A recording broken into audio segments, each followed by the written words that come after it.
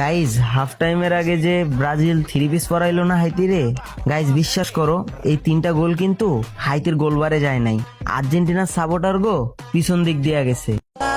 Brazil 3 piece দিছে, এটা নিয়ে তো লাফালাফি করার কিছুই নাই। যেই জায়গায় তোদের 3 পিস দিতে পুরো টিমেরই প্রয়োজন লাগে, সেই জায়গায় আমাদের বস মেসি একাই 3 পিস দেওয়ার ক্ষমতা রাখে।